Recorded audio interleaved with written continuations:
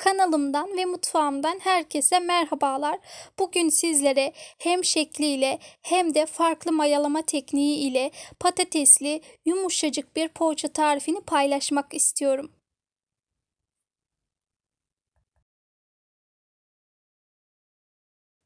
Buyurun şimdi yapımına geçelim. Öncelikle 1 su bardağı ılık suyu ve 2 su bardağı da ılık sütü yoğurma kabının içerisine alıyorum.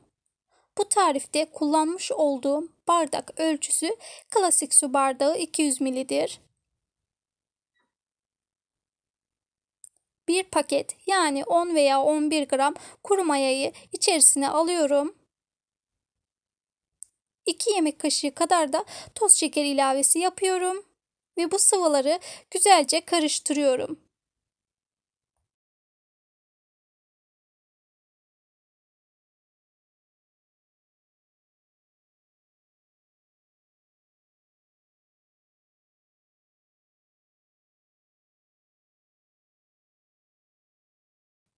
Ağzını kapatıp bir 10 dakika mayanın aktifleşmesini bekliyorum.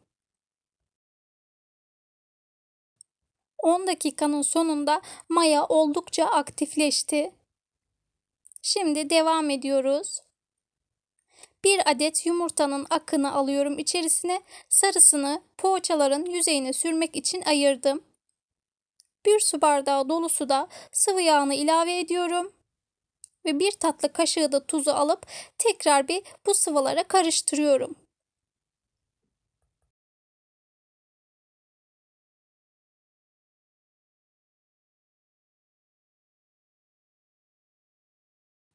Kontrollü bir şekilde un ilavesi yaparak yoğurma işlemine geçeceğim. Toplamda 7 su bardağı kadar un kullandım. Her zaman söylüyorum, yine söylemek istiyorum. Kullandığınız unun markasına, kalitesine göre belki farklılık gösterebilir. Lütfen kontrollü olarak unu ekleyin. Birazdan hamurun dokusunu, kıvamını da sizlerle paylaşacağım.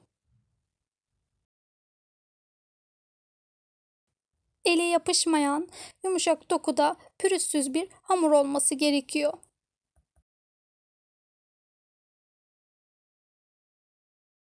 Hamurun kıvamını görüyorsunuz.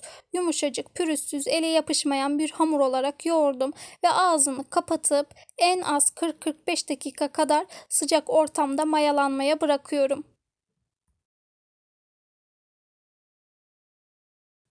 Yaklaşık 45 dakika kadar bekledim hamurun mayalanması için. Gördüğünüz gibi dolmuş, taşmış. Hemen öncelikle hamurun şöyle bir toparlayarak havasını alıyorum.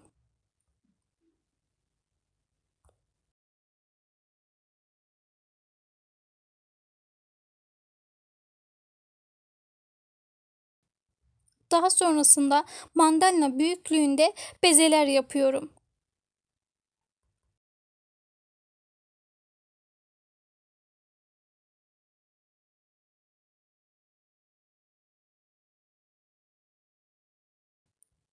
Bezeleme işlemi bittikten sonra birazcık un serpiştiriyorum ve ilk yapmış olduğum bezeden açmaya başlıyorum.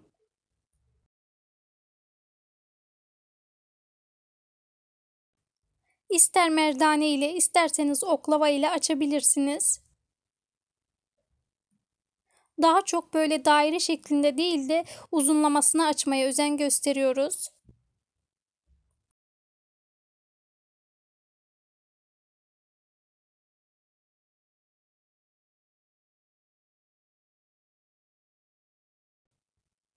İnceliğinin bu kadar olması yeterli. Şimdi sağını solunu düzeltiyorum.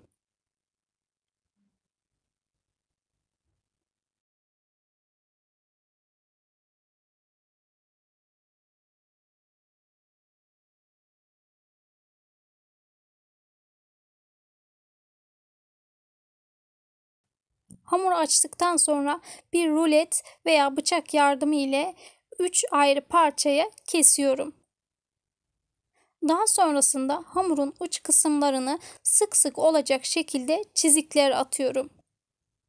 Yukarısında iç harcımızı ekleyecek kadar boşluk bırakıyorum.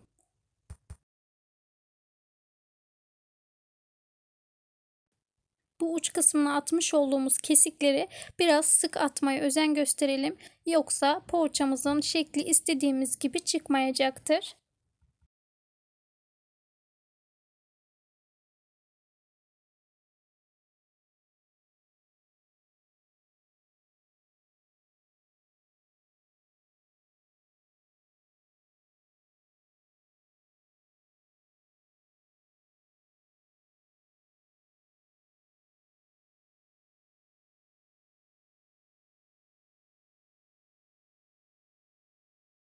Şimdi hamurun yukarıda bırakmış olduğumuz boşluk kısmına iç malzemesini yerleştiriyoruz.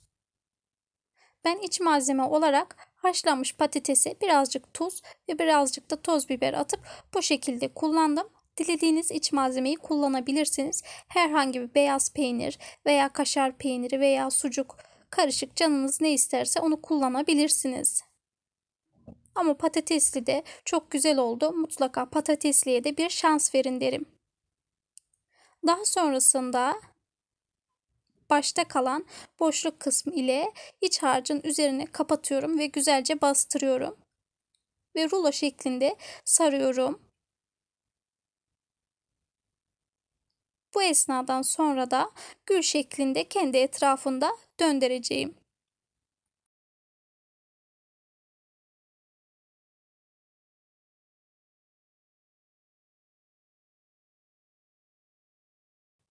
Böylelikle poğaçamızın şekli de ortaya çıkmış oluyor. Tüm hamura aynı işlemi uygulayarak bitiriyorum. Ben bir tane daha yapıp sizlere bir kez daha göstermek istiyorum.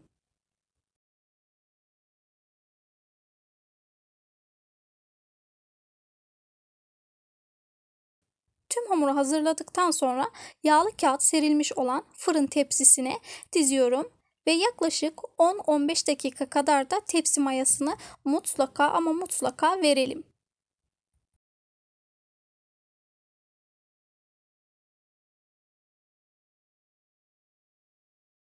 Tepsi mayasını da verdikten sonra bir tane yumurta sarısının üzerine çay kaşığının ucu ile kakao ekledim renginin daha kırmızı görünmesi için. Tüm poğaçaların yüzeyini sürüyorum. 190 derecelik alt üst fanlı ayarda ısınmış olan fırına gönderiyorum. Nar gibi kızarana dek fırında tutacağım. Her fırının pişirme süresi farklıdır. Bu yüzden kontrollü pişirmenizi öneririm.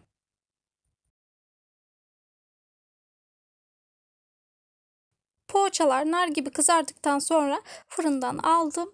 Birazcık da ılınmasını bekledim. Hemen sizlere ortadan bölerek de daha yakından göstermek istiyorum. Hatta böyle bastırarak yumuşaklığını nasıl pamuk gibi olduğunu da sizlere daha net şekilde gösteriyorum. Bu tarife mutlaka bir şans verin derim. Bir pazar kahvaltısında özellikle. Deneyecek arkadaşlarıma ben şimdiden afiyet olsun diyorum.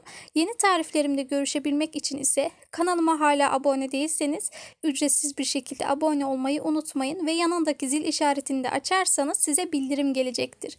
Kendinize çok ama çok iyi bakın. Sağlıkla kalın, hoşça kalın.